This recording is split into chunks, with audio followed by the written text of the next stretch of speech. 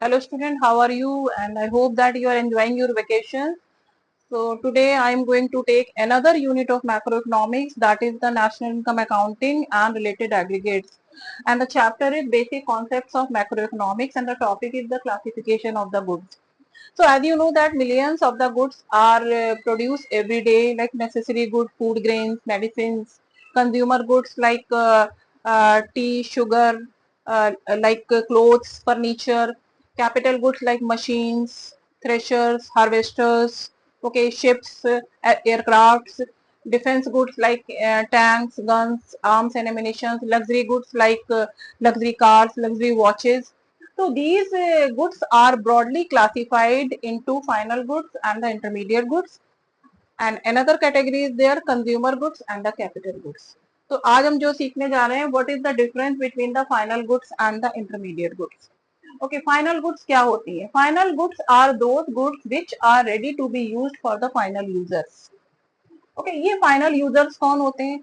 Final users are the consumer और households and the producers.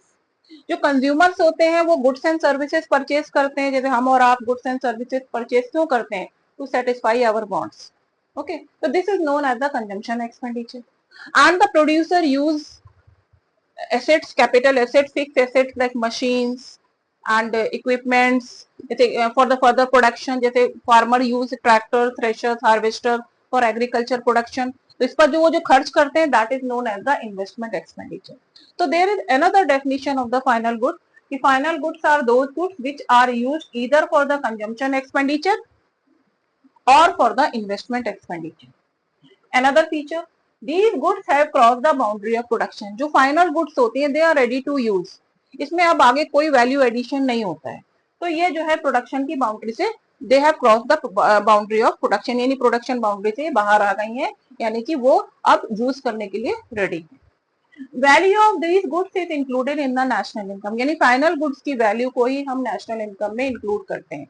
For example suppose a bread cost 50 rupees, तो 50 rupees जो है that will be included in national income. लेकिन उस bread को बनाने में जो रॉ मटेरियल यूज हुआ है, जो फ्लोर यूज हुआ है या ऑयल या मिल्क यूज हुआ, उसकी वैल्यू को already included in the final value 50 rupees में इंक्लूड है. तो फाइनल जो गुड्स हैं उनकी वैल्यू को ही हम नेशनल इनकम में इंक्लूड करते हैं. So I've taken here two examples like bread purchased by the consumer, this is the consumption expenditure, and tractor purchased by a farmer, this is the investment expenditure. Okay, now we come to the intermediate goods. ये intermediate goods क्या होती हैं?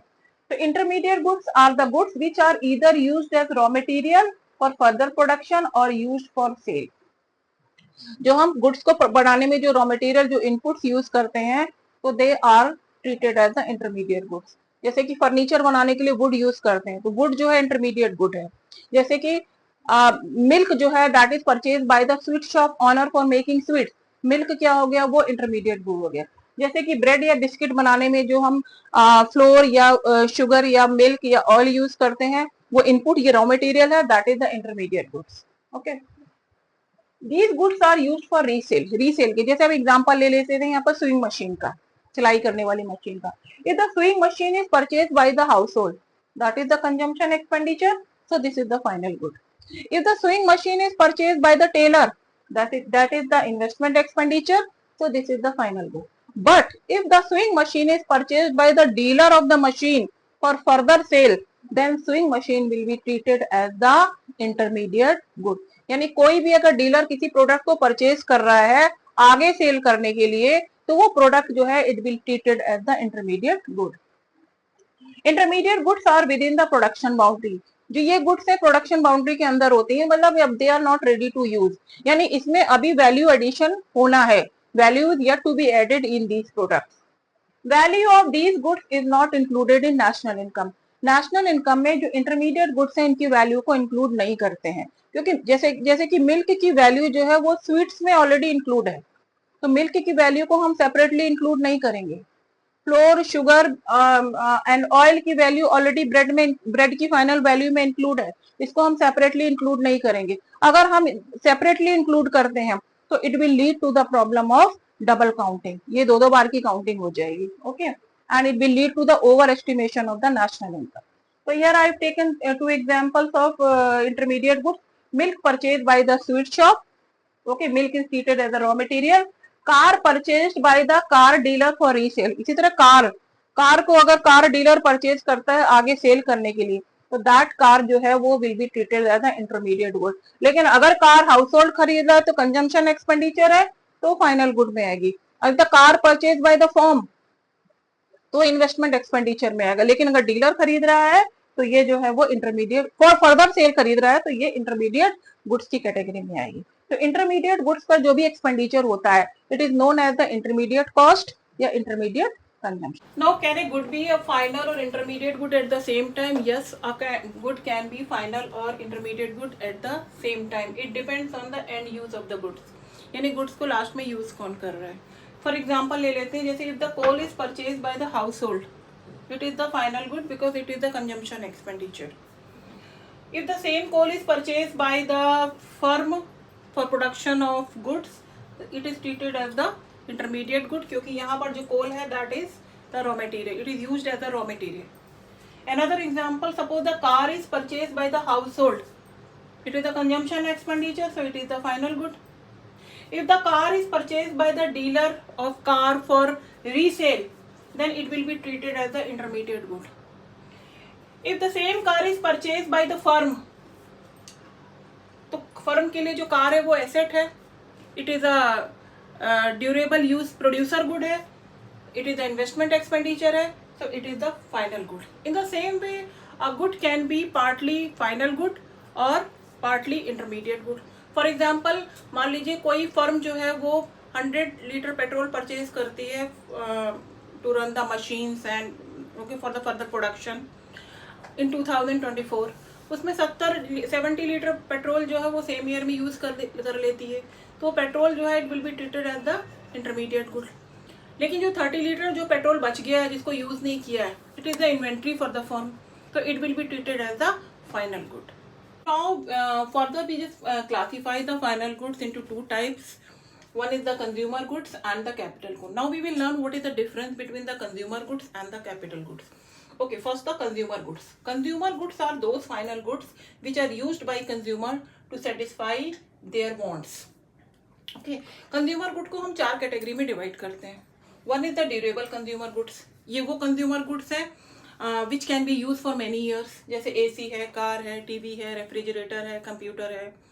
Second is the semi durable consumer good. These are the consumer good which are used for 1 year और little more. 1 साल या उससे थोड़ा ज़्यादा यूज होती हैं, जैसे क्लोथ्स हैं, फर्नीचर है, क्रॉकरी है.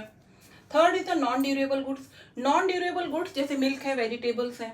ओके, तो नॉन ड्यूरेबल गुड्स वो गुड्स होती हैं which end their status in the single act of consumption. यानी आपने उसको एक बार यूज किया तो दे आर फिनिश्ड. ओके, जैसे हमारा वेजिटेबल हो गया, मिल्क हो गया, ब्रेड हो गया. नाउ द सर्विसेज जो है, these are the non monetary goods. Services also satisfy human wants, जैसे services of doctors, lawyers, services of dry cleaners, services of hotel. तो जो कंज्यूमर जो है वो ये जो इन गुड्स पर जो कंज्यूमर खर्च करता है, this is known as the consumption expenditure. तो expenditure on these goods and services is known as consumption expenditure. Now we come to the capital goods. What are the capital goods? तो capital goods are those final goods which are used by producer for many year for the production of other goods and services. जैसे हो गया plant हो गया, machinery हो गया, equipments हो गए. अगर फर्म जो है they are buying car, computer, so these are the capital goods. तो बेसिकली जो कैपिटल गुड्स जो है they are the fix assets of the firm. ये किसी फर्म की फिक्स एसेट्स होती हैं. ओके, तो कैपिटल गुड जो है they are used by the producer in 2 ways. 2 तरीके से प्रोड्यूसर इनको यूज करता है, either to replace the worn out capital और addition to the capital stock. What is the meaning of replacing the worn out capital? What is the worn out capital?